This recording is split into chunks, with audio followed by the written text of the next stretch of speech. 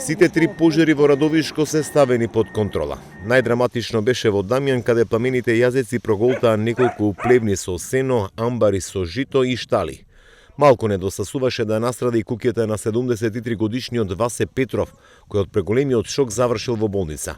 Му изгоре шталата, огревните дрва, земјоделската механизација. И децената, кога гледам му тато ќе не иде. А нема никој. И што да правам? Помош, викам, ја на таја амбара му изгоре, жито, се му изгоре. Помош, ја куќе наш, нема никој. Значи може ли куќата да настрада? Па можело, само да не се виделе право, ујде унатре. И јас со бране тука, ако тука не бране, вие кај се подпаля. И тоа ништо не остана. Значи грозно било? Грозно, на грозното.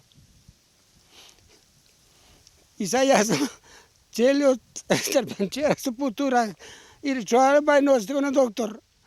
Гледката била страшна, но на времената интервенција на противпожарните екипи и екипите на шумското од Радовиш, рудникот Боровдол, успеале за неколку часа да го стават под контрола пожарот кој се заканувал и постанатите куќи во селото. Беше страшно, беше стварно, ама добро, па има многу среќа што да речеме малку ветер одуваше од другата страна и се поврнеш назад, ќе беше многу лошо. Па добро, има многу екипи што нели га знаат, ја сега да ја одбучим во Родно, знаете, го помогна да се тоа санира, иначе беше многу опасно. Амбари, племни, шупи, стари куќи, тоа е. Друго. Штета има, многу. Ама што да правиме, тоа е. Поопасно. Грозно, страшно. Страшно да гледаш. Тоа беше ужасно. Денеска градежна механизација работеше на терен за да се ликвидира целосно пожарот.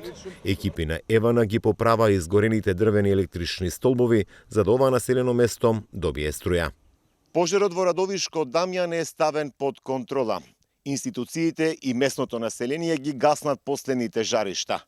Инаку, пожарот во ова населено место, кој што брои околу 60 жители, е трет за кус временски период во Радовишко, откако претходно пожари избија во Погулјево, Парналија и Супорѓе.